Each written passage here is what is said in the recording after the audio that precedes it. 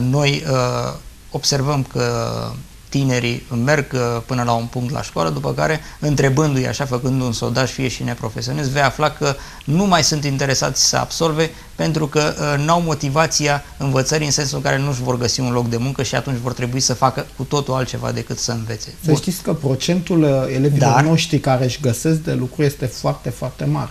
Da, în comparație cu alte licee. Eu nu zic că 100% nimeni sigur, nu garantează. Dar o să vedeți că nici în Franța nu există 100% și nici în Germania, unde sunt oamenii ceva mai... În schimb, este important așezați ca elevii să fie deschiși totuși, pentru că posibilitățile pot să fie foarte variabile în timp. La un moment dat este nevoie de, eu știu, muncitori în domeniul mecanic, după care s-ar putea să fie nevoie de muncitori în domeniul electric sau al construcțiilor.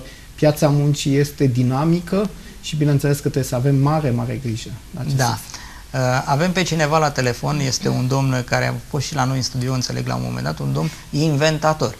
Ne mai sună din când în când așa și ne mai aduce aminte de lucruri frumoase. Bună seara, sunteți în direct. Bună seara. Vă salut. Hristos a înviat la toată lumea. Adevărat a înviat, da. Îmi permite să mă adresez domnului director? Foarte scurt, vă rog mult de tot. Da, vă rog. Da, sigur, domnul director, v-ar interesa să confecționați o instalație în care o persoană nedeplasabilă, dar conștientă, să poată acționa încuierea ușii și descuierea ei atunci când are nevoie, când vrea, cu o simplă, din punct de vedere constructiv. Puțin mai tare, vă rog, că nu prea se înțelege. Adică vorbiți mai o aproape. Instalație e minunat. Care o persoană nedeplasabilă stă în pat, ca asta e soarta lui săracu, să-și poată încuia sau descuia ușa când vrea. Vine cineva. Păi, nene, hai să vorbim prin ușă. Că omul nu poate să ducă să descuie. Să stea cu ușa descuiată, cum am eu pe ceva în bloc, iarăși nu e bine. Corect. Și ați interesa așa ceva? Și ce vroiați? Care este ideea? Că n-am înțeles. Să o confecționeze deși. Eu le dau toate detaliile. Am înțeles. V-ați lămurit, da? O secundă, deci, da. Dânsul are o cercetare în acest domeniu. O realizare am făcut. Da, totuși, și... prototipul. Aveți prototipul ăsta? Da. Ia auziți, da. Da, este o provocare pentru liceul nostru și orice este o provocare pentru noi subscriem. Vă aduceți aminte că noi și la activități sportive... Da, cum să nu, erați foarte bun avea și o galerie foarte frumoasă, corect. Deci, domnul meu, uitați ce vă propun, dacă îmi permiteți. Îl căutați pe domnul director la școală, stați de vorbă și poate și realizați prototipul ăsta de instalație care să facă pe cetățeanul probleme să-și poată închide și deschide ușa. Foarte interesant. Eu vă rog să vă lăsați în regie numărul de telefon și o să vă sunăm noi în regulă. Viitoare. Poate vin dânsi la dumneavoastră, fiind mai în vârstă, Bine, e foarte bine. Gata, mulțumim foarte mult. Și mai am și alte jucării. Păi să vedeți acum, domnul Harabagiu e mare amator de jucării, ca aia mici. Bine. Da, sunt profesor de fizică la origine și mai ales fizică electronică. Îmi plac jucăriile. Eu totul ceea ce vorbesc având prototipurile confecționate. Ia auziți, da, în funcțiune. Bun, mulțumesc foarte mult, vă rog. Toată sistema, bună seara. La revedere, nu închideți, să lăsați numărul de telefon, numele, prenumele domnului din regie, care, mă rog, e cam mânios, așa că el desface cuvinte încrucișate și se deranjează puțin în astfel de momente, dar nu e nicio fel de problemă. Nu ieșea un cuvânt acolo, las că spun eu la final. Să știți că aceste activități, dacă nu sunt persoane, cum să zic, pasionate, n-au cum să iasă. Da, domnul e vechi. Noi... Stai să vă spun o secundă, vă întrerup. Omul este supărat așa pe toată societatea că nu-i bagă totuși în seamă niște lucruri care sunt foarte interesante. O să vedeți ce o să găsiți la dânsul. Da. Am înțeles. Noi avem colaborări cu astfel de persoane, nu este prima persoană cu care colaborăm. Maștii noștri, cel puțin cei electronici, colaborează foarte bine. Ați văzut mai devreme în imagini era domnul Toader, care este maestru instructor în domeniul electronicii și dânsul a fost ajutat la un moment dat când se blocase în activitate de către fostul profesor al dânsului de chimie, care vine și l ajută la noi la școală. Deci dânsul este pensionar de mult și domnul Toader trebuie să iasă la pensie peste câțiva ani. Da, știți. Și profesorul lui profesor vine la noi la școală și colaborăm destul de bine. Domnul director, știți care e problema? Ce constatăm noi acum în acest haideți să zicem, dacă vreți, capitalism în care ne învârtim, deși nu prea e, dar în sfârșit. În această epocă, aș zice așa că dacă vrei să reușești pe piața muncii, nu vorbesc în alte domenii, atunci când intri într-o meserie, înainte de, cum să spun, aptitudini pe care dacă nu le ai, nu le ai și e bine să nu te bagi în ce... Îți cauți altă meserie. Îți cauți altă meserie, dar trebuie să și placă.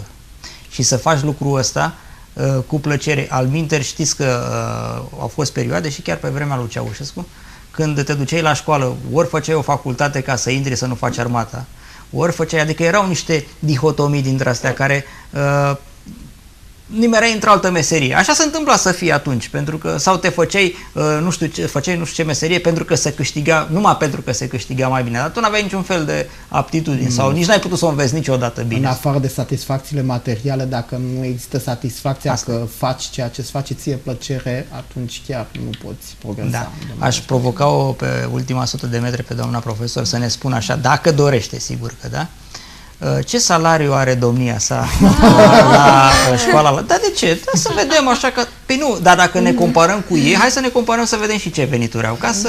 Bun, cum menționa că doamna profesoară este în ultimul an, cu toate de pensionare, că este una dintre persoanele care are gradații. Eu am discutat cu dânsa și deci să nu vă imaginați că toată lumea are salariul respectiv în Franța. Da. Are niște gradații care nu toți le au. Bun, da, așa cu toate gradațiile. Ne-o spune, ia să vedem. Je vous demande quel est votre salaire. Oh, monsieur, je suis en fin de carrière. Je travaille depuis 41 ans. Et c'est vrai que je gagne pas mal d'argent pour le pays. Am înțeles, ia să vedem dacă au ocolit cu abilitate. Da, într-adevăr a spus că are un salariu destul de bun, dar fără să menționeze. Fără să menționeze, sigur. Ne lăsați atunci nouă plăcerea de a ne gândi așa cu mintea noastră, cam cât ați putea dumneavoastră să... îmi zice cineva fără legătură cu emisiunea că unii au schimbat denumirea unei băuturi, nu știu ce, niște de ăștia. Și fără legătură, dar asta e viața. E campanie electorală, o să aveți mare surpriză, nu știu că în Franța se întâmplă așa. Alături de drum, da, avem niște mesaje în care se înjură niște candidați între ei. Foarte interesant dacă noi vorbim de selectarea deșeurilor și ei se înjură politic, măcar rămânem cu... Selectarea deșeurilor putem face și noi acasă. Păi și eu încerc să selectez niște deșeuri. Există acele containere care noi prea le utilizăm. La noi la Colegiul Tehnic, însă, în fiecare clasă au filmat colegii dumneavoastră, avem containere separate pentru hârtie, pentru plastic și am încercat să educăm pe elevii noștri în această direcție. Da, câte minute mai avem? Mai avem 3 minute pe care le vom folosi pe scurt, dând cuvântul întâi doamnei profesor să tragă o concluzie privind activitatea de aici de la Buzău, foarte scurtă dacă se poate. Une courte conclusion, si vous voulez tirer une conclusion. Alors, très courte. Vous avez vu, nous venons tous d'écoles techniques, professionnelles, mais tout à fait différentes. Et nous avons des moyens de fonctionner très différents, mais nous sommes arrivés sans la langue, monsieur, nous sommes arrivés à réaliser quelque chose qui paraît simple, qui était beaucoup plus complexe et qui demandait de s'accorder, de travailler vraiment ensemble. Je crois que ça a été vraiment ce que les jeunes ont découvert. En plus de l'amitié et du bon accueil. Rapid, da? Doamna profesoară ne spune, ne menționează faptul că, deși venim din licee tehnice, toți, este vorba despre un mod de a fi diferit. Și este vorba de ce am câștigat în cadrul acestui proiect, până și prieteni, foarte mulți prieteni. Foarte bine, îi mulțumim doamnei profesor. Aș întreba-o foarte scurt pe Alexandra dacă i-a plăcut atât de mult Franța, să gândește ca după absolvire să meargă pe acolo și să lucreze? De ce nu? Este o oportunitate. Corect. Te-a ajutat, fie și pentru faptul că proiectul acesta ți-a deschis acolo. Mi-a deschis noi căi. Noi căi, noi orizonturi, ca să zic așa. Și în plus de asta m-am luat așa foarte multe persoanele de acolo. Minunat, atunci v-ați făcut și prieteni adevărați acolo, ceea ce e un lucru mare într-o societate de complicată, precum cea în care trăim noi astăzi. Cam aceasta a fost emisiunea. Mulțumim tuturor pentru că au fost alături de noi. Vă mulțumesc și dumneavoastră. Mai am aici niște mesaje. Unul dintre ele, unele sunt citibile, recunosc. Cineva ne roagă de la Largu, zice, să facem ceva, și aici poate mă consult cu domnul Harabagiu, inginerește, așa. Zice, emisiunea prin eter se recepționează foarte prost, să facem ceva. Am încercat, domnule Dan, să facem ceva la emisie, chiar zilele trecute, să ridicăm puțin ștacheta. Sperăm să și reușim în cele din urmă. Și, bineînțeles, mai sunt aici, de la Pogoanele, evident, este cazul celebru al doamnei chelfănite atunci în sediul poliției, cu, o știți pe doamna cu urechea ruptă. Da, zice că nu e mulțumită de anchetă, ați văzut știrile noastre. Unul dintre polițiștii care a fost prin preajmă este acum în stare de cercetare, dacă îmi permiteți această sintagmă, și n-aveți cum să nu mi-o permiteți, că deja am zis-o. Așa încât și mai am un ultim mesaj. Zice cineva că dacă v-a confundat un domn cu un om de afaceri și se roagă de dumneavoastră să-i dați un serviciu, zice că împlinește 24 de ani peste 2 luni, acum vă urmăresc, adică acum, stimate domn, dânsul este doar profesor. Da, să ne spuneți la un moment dat ce știți să faceți, poate domnul Harabagiu are vaste cunoștințe și ne ajută. Încheiem aici, în această notă. Mulțumesc foarte mult tuturor încă o dată. Dragi prieteni, ne despărțim pentru această săptămână, dacă nu cumva se întâmplă lucruri halucinante, cum ne-am obișnuit totuși să se întâmple și va trebui să fim pe aici. Vă aduceți aminte la Înzăpeziri ce frumos a fost, timp de 2-3 săptămâni încheiate. Da, începe festivalul acesta al Buzăului, da?